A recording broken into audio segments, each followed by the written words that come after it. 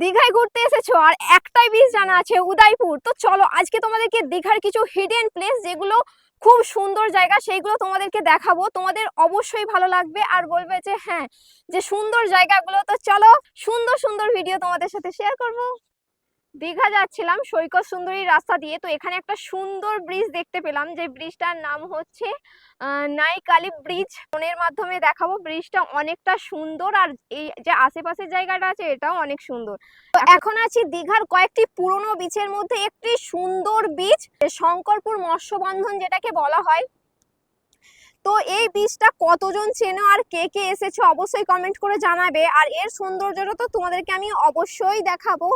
অতি সুন্দর বীজ, কিন্তু জাস্ট ওদিক থেকে ঢেউটা আসছে দেখো।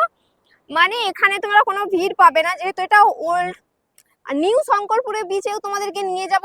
তো আমরা এখন আছি দীঘার কয়েকটি সুন্দর প্লেসের মধ্যে একটি প্লেস, যেটি হচ্ছে শঙ্করপুর।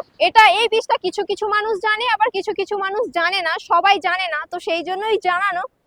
তো সুন্দর, খুবই সুন্দর বীজটা, এত সুন্দর ঢেউ দিচ্ছে আর ঢেউয়ের আওয়াজ শুনলে হার্টবিট বেড়ে যাবে।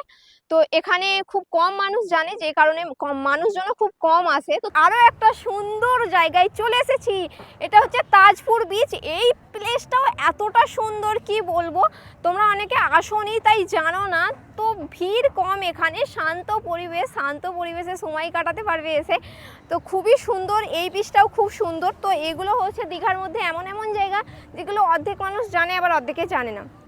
তো তোমাদেরকে জানিয়ে দিচ্ছি, আমি জানি তোমাদের ভালো লাগবে। আর যারা দীঘা আসবে হাতে একটু সময় নিয়ে আসবে, এসে এই জায়গাগুলো একটু ঘুরে যাবে, আশা করছি তোমাদের ভালো লাগবে।